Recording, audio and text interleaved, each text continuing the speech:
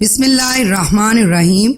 پیش خدمت ہے Imran series cross club by Mazhar Kalim M A. Imran نے نئے ماڈل کی شیورلیٹ کار کو یوں آنکھیں موند کر دیکھا جیسے کسائی بکری کا جائزہ لے رہا ہو.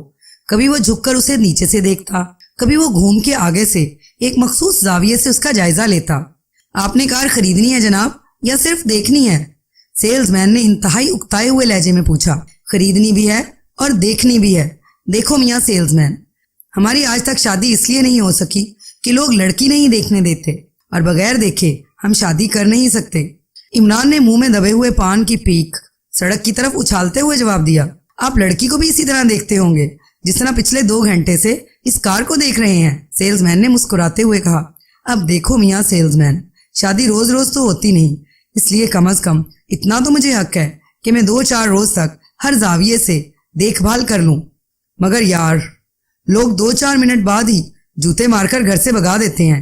کیا زمانہ آ گیا ہے، عمران نے مسمسی سی صورت بناتے ہوئے کہا، اور سیلز مین نہ چاہتے ہوئے بھی ہنس پڑا. اس کے ذہن پر چھائی ہوئی اکتاہٹ اور بوریت جو عمران ہی کی وجہ سے چھائی ہوئی تھی یکلخت دور ہو گئی، ورنہ اس سے پہلے وہ مرنے کی حد تک بور ہو چکا تھا. عمران 2 گھنٹے قبل شو روم میں داخل ہوا تھا. اس نے تنگ موری کے پاجامے کے اوپر کڑا ہوا کرتا اور اس پر کوٹ پہنا ہوا تھا، اور سر پر پھندنے والی سرخ رنگ کی ترکی ٹوپی تھی. منہ میں پان کی شاید 3-4 گلوریاں دبی ہوئی تھیں، اور آتے ہی وہ اس کار کا جائزہ لینے میں مصروف ہو گیا. سیلز مین پہلے تو کافی دیر تک اس کار کی خوبیاں بتاتا رہا، لیکن بعد ازاں خود ہی چپ ہو گیا کیونکہ عمران نے اس کی کسی بات پر ذرا سی توجہ تک نہ دی تھی. یوں لگتا تھا جیسے وہ بہرا ہو. وہ بس مختلف زاویوں سے کار کو ہی دیکھتا رہا. پھر سیلز مین نے اس سے بات کر کے اس کی حیثیت کا اندازہ لگانے کی کوشش کی، لیکن عمران نے اس کی کسی بات کا جواب تک نہ دیا تھا. اور پھر تنگ آ کر سیلز مین واپس کاؤنٹر کے پیچھے بیٹھ گیا، لیکن وہاں بھی اسے چین نہ آیا. اس کی سیلز مین شپ کی رگ بار بار پھڑک اٹھتی اور وہ پھر عمران سے آ کر مخاطب ہو جاتا، مگر عمران نے تو جیسے اس کی بات نہ سننے کی قسم کھا رکھی تھی. اور سیلز مین تنگ آ کر دوبارہ بیٹھ جاتا. وہ عمران سے زیادہ سخت لہجے میں بات بھی نہ کر سکتا تھا، کیونکہ اس شو روم میں بیٹھ کر اسے کئی بار تلخ تجربے ہوتے تھے کہ بظاہر پھٹیچر سے نظر آنے والے لوگ بعد میں کروڑ پتی بلکہ ارب پتی نکلے، اور جو لوگ لباس اور رویے سے کروڑ پتی لگتے تھے وہ بس کار دیکھ کر ہی دل بہلانے والوں میں سے تھے. عمران کی ظاہری حالت سے سیلز مین نے اندازہ لگایا تھا کہ وہ کوئی بگڑا ہوا نواب ہے جو چاہے تو ایک لمحے میں 10 کاریں خرید لے، اور اگر نہ چاہے تو ایک رومال خریدنے سے بھی قاصر رہ جائے. اب خدا خدا کر کے عمران نے اس کی بات کا جواب دیا، اور بات ہی ایسی کی تھی کہ سیلز مین کی ساری بوریت دور ہو گئی. آپ کی تعریف جناب، سیلز مین نے پوچھا. میاں اپنے منہ سے خود تعریف کرنا شریفوں کا شیوا نہیں ہے، عمران نے بڑے بے نیازانہ لہجے میں کہا، اور ایک بار پھر کار کا جائزہ لینے میں مصروف ہو گیا. سیلز مین جھم کر خاموش ہو گیا. چند لمحوں بعد عمران نے ایک طویل سانس لیا اور پھر ڈھیلے ڈھالے قدم اٹھاتا کاؤنٹر کے قریب پڑی ہوئی کرسی پر جا کر بیٹھ گیا. اس کے چہرے پر ہلکی سی مایوسی کے تاثرات نمایاں تھے. سیلز مین نے جلدی سے اپنی کرسی سنبھال لی. آپ کو یقیناً کار پسند آئی ہوگی، سیلز مین نے مسکراتے ہوئے کہا. ویسے تو ٹھیک ہے، گزارا کر جائے گی، لیکن اس کا پچھلا دروازہ اگلے دروازے سے چھوٹا ہے، بس یہی اس میں بہت بڑی خامی ہے. عمران نے سنجیدہ لہجے میں جواب دیتے ہوئے کہا. جی کیا کہہ رہے ہیں آپ؟ یہ کیسے ہو سکتا ہے؟ کاریں خودکار مشینوں میں بنتی ہیں، اس سے ان میں آدھے انچ کا بھی فرق نہیں ہو سکتا. سیلز مین نے حیرت سے آنکھیں پھاڑتے ہوئے کہا. تمہارے پاس ناپنے والا فیتا ہے؟ عمران نے پوچھا. جی ہاں ہے، سیلز مین نے جواب دیا. نکالو اور چلو اسے ناپو، ابھی معلوم ہو جاتا ہے، عمران نے چیلنج والے انداز میں کہا. اور سیلز مین بھی شاید اب تفریح پر اتر آیا تھا. اس نے کاؤنٹر کی دراز سے فیتا نکالا اور کار کی طرف چل پڑا، اور پھر کار کی ناپ ہونی شروع ہو گئی. دیکھیے جناب، بالکل برابر ہے، سیلز مین نے فاتحانہ انداز میں کہا. کہاں برابر ہے؟ یہاں حقیقت پسند بنو. آگے والا دروازہ پچھلے دروازے سے انچ کا 10واں حصہ چھوٹا ہے، عمران نے غصیلے لہجے میں کہا. انچ کا 10واں حصہ؟ یہ کیا بات ہوئی؟ سیلز مین نے حیرت بھرے لہجے میں کہا. یعنی کوئی بات ہی نہیں ہوئی؟ میاں سیلز مین، یہاں کار میں عیب لگ گیا ہے، اور اب لوگ کیا کہیں گے کہ حشر ترکی عیبدار کار پر چڑھا بیٹھا ہے. عمران نے برا سا منہ بناتے ہوئے کہا. جناب، آپ نے کار نہ خریدنی ہو تو اور بات ہے، ورنہ یہ انچ کے 10ویں حصے والی بات بس آپ کا وہم ہے. سیلز مین نے بڑی مشکل سے اپنے منہ پر آئے ہوئے سخت الفاظ کو بدلتے ہوئے کہا. خریدنی تو ہے میاں، مگر بے عیب. یہی انچ کا 10واں حصہ تو اب تک ہمیں کمارا رکھے ہوئے ہے. عمران نے جواب دیتے ہوئے کہا. میں کیا کہہ سکتا ہوں جناب، اس طرح تو قیامت تک نہ آپ شادی کر سکتے ہیں اور نہ کار خرید سکتے ہیں، مجبوری ہے. سیلز مین نے منہ بناتے ہوئے کہا. तुम्हारे मुंह में घी शक्कर, चलो क़यामत के बाद का तो स्कोप बन ही गया, इमरान ने खुशी से चहकते हुए कहा और सेल्समैन बेबसी से इमरान को देखता रह गया। जाहिर है अब वो क्या जवाब दे सकता था। अपने फैसले में थोड़ी सी तरमीम कर लो तो तुम्हारी बड़ी करम नवाजी होगी, वरना मजबूरी है, क़यामत का इंतजार करना ही पड़ेगा। इमरान ने चंद लम्हे सोचने के बाद जवाब दिया। जी कैसी तरमीम? सेल्समैन ने चौंकते हुए पूछा। बस इतनी सी कि क़यामत से पहले हम कार ले लें, शादी चलो क़यामत के बाद कर लेंगे। इमरान ने बड़े आजिज़ाना लहजे में कहा। तो मैंने आपको कब मना किया है कार खरीदने से? सेल्समैन ने चौंकते हुए कहा। शुक्रिया शुक्रिया, आप जैसे लोगों की वजह से तो ये दुनिया कायम है। कितने मेहरबान लोग हैं आप। फरमाइए इस ऐबदार कार की क्या कीमत पेश करूं? इमरान ने खुशी से उछलते हुए कहा। जी इस कार की कीमत सिर्फ 2 लाख रुपए है। सेल्समैन ने 2 लाख पर जोर देते हुए कहा। कोई रायत नहीं हो सकती? देखो मियाँ, 2 लाख की तो खैर कोई बात नहीं, मगर ये सिर्फ शायद हमारे पास ना हो। इमरान ने बड़े मायूसाना लहजे में कहा। जी मैं 2 लाख ही कह रहा हूँ। सेल्समैन ने आंखें फाड़ते हुए कहा। मगर तुमने तो सिर्फ 2 लाख रुपए कहे हैं। बस इतनी रायत कर दो कि 2 लाख ले लो और सिर्फ छोड़ दो, अल्लाह ताला तुम्हें जज़ाए खैर देगा। इमरान ने मस्कीन सा लहजा बनाते हुए कहा। ठीक है, कर दी रायत। सेल्समैन ने मुस्कुराते हुए जवाब दिया। इसकी आंखें खुशी से चमक उठी थीं। उसे अपना भारी कमीशन जेब में पड़ा हुआ मालूम हो रहा था। शुक्रिया शुक्रिया, एक बार नहीं 1000 बार शुक्रिया। तुम बेफिक्र रहो, मैं तुम्हारे मालिक को बिल्कुल नहीं बताऊंगा कि तुमने मेरे साथ इतनी बड़ी रायत कर दी है, इमरान ने कहा। और फिर इसने अपने कुर्ते के बटन खोले और अंदर पहनी हुई बुनियान की अंदरूनी जेब से एक फूलदार बटुआ निकाला। बटुए को इसने बड़ी एहतियात से खोला और फिर इसमें से चेकबुक बाहर निकाली। सेल्समैन ने चेकबुक देखकर बुरा सा मुंह बना लिया, मगर खामोश रहा। इमरान ने एक चेक फाड़ा और फिर जेब से पेन निकालकर इस पर फर्म का नाम और 2 लाख रुपए की रकम लिखकर इसने लंबे सारे दस्तखत कर दिए और चेक बड़े मुअद्दबाना अंदाज में सेल्समैन की तरफ बढ़ा दिया। सेल्समैन ने चेक लिया और फिर इस पर बैंक का नाम पढ़कर इसने मेज पर रखे हुए टेलीफोन का क्रैडल उठाया और तेजी से नंबर डायल करने शुरू कर दिए। हेलो, मैं मोटर सेल से बोल रहा हूँ। अकाउंट नंबर 7440 की तरफ से 2 लाख का चेक हमें दिया गया है, आप इसके कैश होने की गारंटी दे दें। सेल्समैन ने राब्ता कायम होते ही पूछा। क्या अकाउंट नंबर बताया आपने? मैनेजर ने चौंकते हुए पूछा। Account number 7440। सेल्समैन ने गौर से चेक पर लिखे हुए अकाउंट नंबर को देखते हुए जवाब दिया। मोहतरम, इतना बड़ा नंबर तो शायद दुनिया के किसी भी बैंक में ना हो। हमारे बैंक में तो 2000 से ऊपर नंबर ही नहीं है, मैनेजर ने खुश्क लहजे में जवाब देते हुए कहा। शुक्रिया, सेल्समैन ने गुस्सीले लहजे में कहा और फिर जोर से रिसीवर क्रैडल पर पटक दिया। उसे मैनेजर की बात सुनकर आग लग गई थी। वो समझ गया था कि वो किसी फ्रॉडी से टकरा गया है। ख्वामखा वक्त जाया किया। माफ कीजिए, हम ये चेक नहीं ले सकते। अगर आप कैश रकम दे सकते हैं तो ठीक है, वरना तशरीफ ले जाइए। सेल्समैन ने चेक इमरान की तरफ फेंकते हुए बड़े तल्ख लहजे में कहा। क्यों, इस चेक की नाक बह रही है? इमरान ने भी जवाब में बुरा सा मुंह बनाते हुए कहा। बैंक में अकाउंट ही मौजूद नहीं है, कैश कहाँ से होगा? सेल्समैन ने नागवार से लहजे में जवाब दिया। अकाउंट ही मौजूद नहीं है, ये कैसे हो सकता है? इमरान ने आंखें फाड़ते हुए कहा। अभी आपके सामने मैनेजर से बात हुई है, सेल्समैन ने उकताए हुए लहजे में कहा। मगर तुम तो 7440 नंबर अकाउंट की बात कर रहे थे, इमरान ने हैरत भरे लहजे में कहा। आपके चेक पर यही नंबर दर्ज है, सेल्समैन ने कहा और इमरान आंखें फाड़ फाड़ कर हाथ में पकड़े हुए चेक को देखने लगा। मगर इस चेक पर तो 1440 लिखा हुआ है। इमरान ने बुड़बुड़ाते हुए कहा। यह कैसे हो सकता है? मैंने खुद देखा है, ये देखिए 7 लिखा हुआ है। आप मुझे बेवकूफ़ समझते हैं? सेल्समैन ने उखड़े हुए लहजे में कहा। अच्छा, तुम इसे 7 पढ़ रहे हो? भाई बहुत ज़्यादा पढ़े लिखे मालूम हो रहे हो, तभी तो सेल्समैन हो।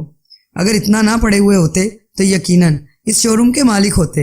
भाई ये 7 नहीं 1 है। ये 1 के साथ जो छोटी सी लकीर है, ये तो दरअसल स्टार्टिंग पॉइंट है, इमरान ने सेल्समैन को समझाते हुए कहा। साफ 7 लिखा हुआ है। बहरहाल मैं ये चेक नहीं ले सकता, सेल्समैन ने जवाब दिया।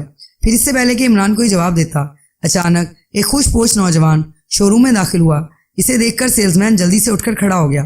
क्या बात है अकरम? इस नौजवान ने सेल्समैन के करीब आकर पूछा। जनाब, ये साहब शेवरलेट खरीदना चाहते हैं। उन्होंने चेक दिया है जिस पर अकाउंट नंबर 7440 लिखा हुआ है।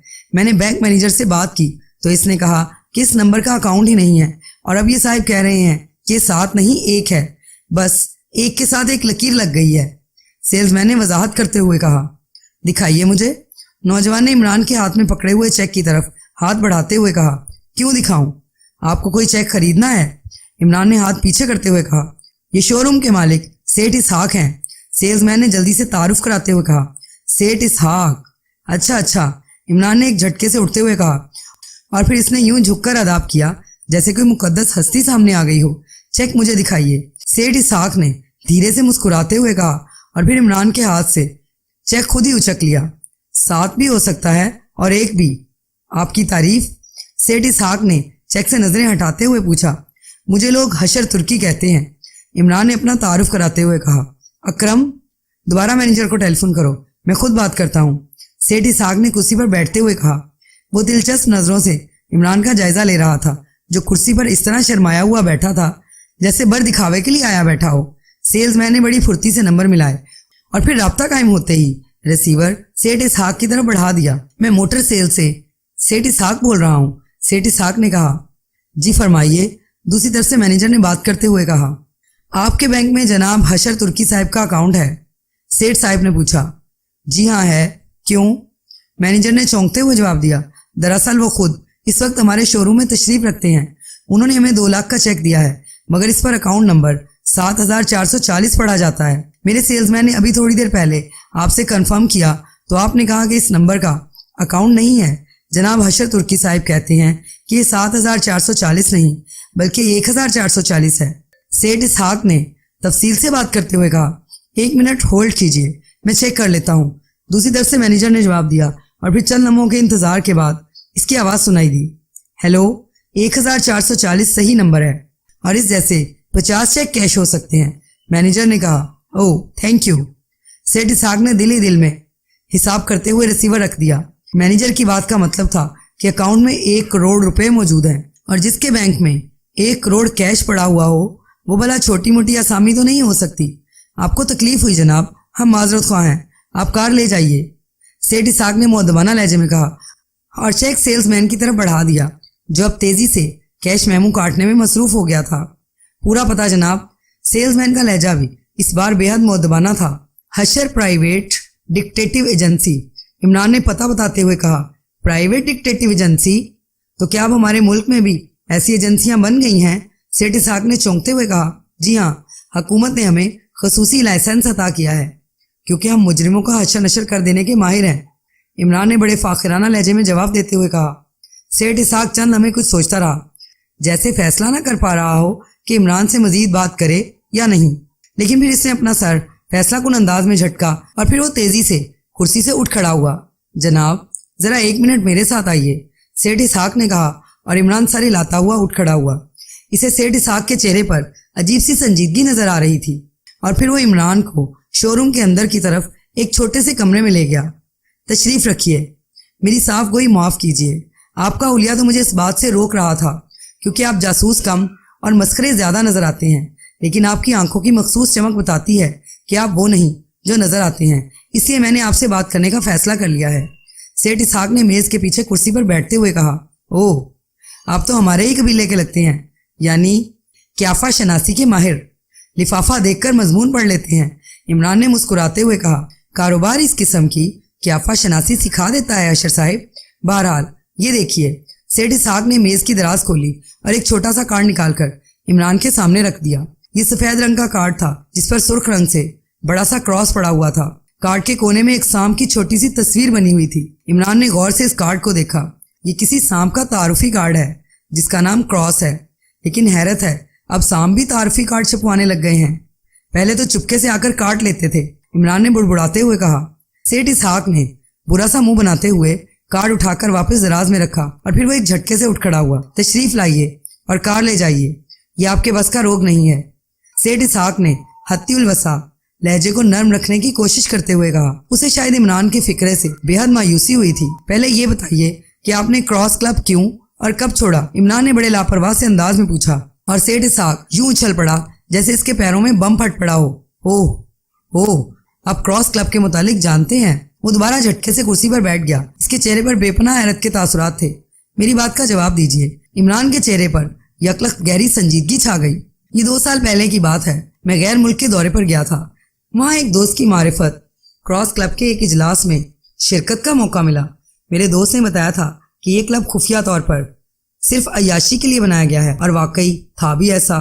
میں 2-4 بار ان کے اجلاسوں میں شریک ہوا جہاں سوائے شراب و شباب کے اور کچھ نہ ہوتا تھا۔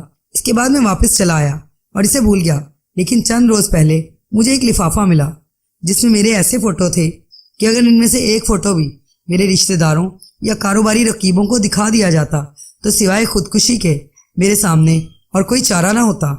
چنانچہ میں بے حد پریشان ہو گیا اور میں سمجھا کہ شاید مجھے بلیک میل کرنے کے لیے یہ فوٹو اتارے گئے ہیں۔ لیکن کل مجھے ایک پراسرار سی ٹیلی فون کال ملی اور کراس کلب اور فوٹوؤں کا حوالہ دے کر مجھے ملٹن ہوٹل میں بلایا گیا۔ میں جب وہاں گیا تو وہاں میری ملاقات ایک دراز قد غیر ملکی سے ہوئی۔ اس نے پہلے تو مجھے طرح طرح کے لالچ دیے، لیکن آخر میں اس نے ایک ایسی بات کی کہ میرے ہوش اڑ گئے۔ سیٹھ اسحاق کسی ٹیپ ریکارڈر کی طرح مسلسل بولے چلا جا رہا تھا۔ انہوں نے آپ سے مطالبہ کیا ہوگا کہ آپ کسی اہم سرکاری عمارت کا نقشہ مہیا کریں۔ عمران نے مسکراتے ہوئے کہا، اور سیٹھ اسحاق یوں چونک کر عمران کو دیکھنے لگا جیسے اس کے سامنے عمران کی بجائے کوئی بھوت بیٹھا ہو۔ آپ کہیں کراس کلب کے آدمی تو نہیں؟ سیٹھ اسحاق کے چہرے کا رنگ زرد پڑ گیا تھا۔ ارے نہیں، میرا نام حشر ترکی ہے اور میں پرائیویٹ جاسوس ہوں۔ تم گھبراؤ نہیں، کراس کلب کے متعلق ہمارے پاس مکمل فائل موجود ہے۔ عمران نے اسے تسلی دیتے ہوئے کہا، اور پھر بڑی مشکل سے سیٹھ اسحاق کا رنگ معمول پر آیا۔ ہاں، اس نے مجھے کہا تھا کہ میں وزارت دفاع کے ریکارڈ روم کا نقشہ حاصل کر کے دوں۔ نہ جانے انہیں کہاں سے پتہ چل گیا تھا کہ وزارت دفاع کا ایک اعلیٰ افسر میرا بے حد گہرا دوست ہے۔ اس نے مجھے دھمکی دی تھی کہ اگر میں نے یہ کام نہ کیا یا کسی کو بتایا تو مجھے کوبرا کارڈ بھیج دیا جائے گا اور پھر میری خوفناک موت یقینی ہو جائے گی۔ سیٹھ اسحاق نے جواب دیا۔ پھر تم نے کیا جواب دیا؟ عمران نے پوچھا۔ یہ کوبرا کارڈ میرا جواب بتا سکتا ہے۔ ٹھیک ہے، میں برا ضرور ہوں لیکن اپنے ملک کے خلاف کسی سازش میں حصہ نہیں لے سکتا۔ اس کی بجائے مجھے موت قبول ہے۔ سیٹھ اسحاق کے لہجے میں ٹھوس اعتماد تھا۔ بہت خوب سیٹھ اسحاق، مجھے خوشی ہے کہ تم نے ایک صحیح محب وطن کا کردار ادا کیا ہے۔ عمران نے تعریف کرتے ہوئے کہا۔ میں نے صاف انکار کر دیا، جس پر مجھے دھمکیاں دی گئیں، لالچ دیے گئے، لیکن میں اپنی بات پر ڈٹا رہا اور ابھی 2 گھنٹے قبل ایک آدمی مجھے یہ کارڈ دے کر چلا گیا۔ مجھے یقین تھا یہ لوگ اب مجھے نہیں چھوڑیں گے، اس لیے میں اپنے وکیل کے پاس گیا تھا تاکہ اپنی جائیداد کے بارے میں وصیت لکھوا دوں، اور اب سوچ ہی رہا تھا کہ کیا کروں کہ اتفاق سے آپ سے ٹکراؤ ہو گیا، اور اب مجھے یقین ہے کہ اگر آپ مجھے موت سے نہ بچا سکے تو کم از کم اس سازش کے خلاف کام تو کریں گے۔ سیٹھ اسحاق نے طویل سانس لیتے ہوئے جواب دیا۔ اس دراز قد غیر ملکی کا حلیہ اور دیگر تفصیلات؟ عمران نے پوچھا۔ سیٹھ اسحاق نے اس کا حلیہ تفصیلی بتا دیا اور عمران کی آنکھوں میں چمک ابھر آئی۔ وہ شاید اس آدمی کو پہچانتا تھا۔ یہ کارڈ مجھے دے دو اور تم کسی ایسی جگہ چھپ جاؤ جہاں کم از کم 1 ہفتہ تک تمہیں کوئی تلاش نہ کر سکے۔ عمران نے کہا، مگر یہ لوگ بہت خطرناک ہیں، مجھے ہر قیمت پر تلاش کر لیں گے اور ہو سکتا ہے اب بھی میری نگرانی ہو رہی ہو۔ سیٹھ اسحاق نے ہاتھ ملتے ہوئے کہا، اوکے، پھر میں بندوبست کرتا ہوں۔ عمران نے کہا اور اس نے ٹیلی فون کا ریسیور اٹھا کر نمبر ڈائل کرنے شروع کر دیے۔ ہیلو، میں حشر ترکی بول رہا ہوں، حشر پرائیویٹ ڈکٹیٹو ایجنسی سے۔ عمران نے رابطہ قائم ہوتے ہی کہا، او ہو حشر ترکی صاحب، سنائیے آپ کی ایجنسی کیسی جا رہی ہے؟ دوسری طرف سے صفتر کی آواز سنائی دی۔ بہت اچھی جا رہی ہے۔ اب تک تو بیویوں اور شوہروں کے تعاقب تک ہی معاملہ محدود رہا تھا، لیکن اب ایک اچھا کیس ملا ہے۔ تم ایسا کرو کہ مال روڈ پر موٹر سیلز کے شو روم میں ماں میک اپ باکس کے فوراً آ جاؤ۔ عمران نے سنجیدہ لہجے میں کہا اور پھر ریسیور رکھ دیا۔ آپ کیا کرنا چاہتے ہیں؟ کچھ تو بتائیے، سیٹھ اسحاق نے پوچھا۔ کچھ نہیں، صرف تمہارا تبادلہ کر دوں گا، عمران نے جواب دیا، اور سیٹھ اسحاق منہ پھاڑے بیٹھا رہا۔ تم اپنے سیلز مین سے کہہ دو کہ وہ آنے والے کو اندر بھیج دے، عمران نے کہا، اور سیٹھ اسحاق نے سر ہلاتے ہوئے انٹرکام پر ہدایات دے دی، اور پھر 10 منٹ بعد صفتر کمرے میں داخل ہوا۔ صفتر، تم نے سیٹھ اسحاق کا میک اپ کرنا ہے۔ اور پھر اس نے کراس کلب کے متعلق مختصر سا بتا دیا، اور صفتر سچویشن سمجھ کر سر ہلانے لگا۔ عمران نے اٹھ کر کمرے کا دروازہ بند کیا، اور پھر اس نے صفتر کے ہاتھ میں پکڑا ہوا میک اپ باکس اس سے لے لیا اور باکس کھول کر اس میں سے ٹیوبیں نکال کر میز پر رکھ دی، اور پھر اس کے ہاتھ تیزی سے صفتر کے چہرے پر میک اپ کرنے میں مصروف ہو گئے۔ 10 منٹ بعد صفتر کا چہرہ سیٹھ اسحاق کا چہرہ بن گیا۔ سیٹھ اسحاق حیرت سے آنکھیں پھاڑے یوں دیکھ رہا تھا جیسے وہ کوئی سنسنی خیز فلم دیکھ رہا ہو۔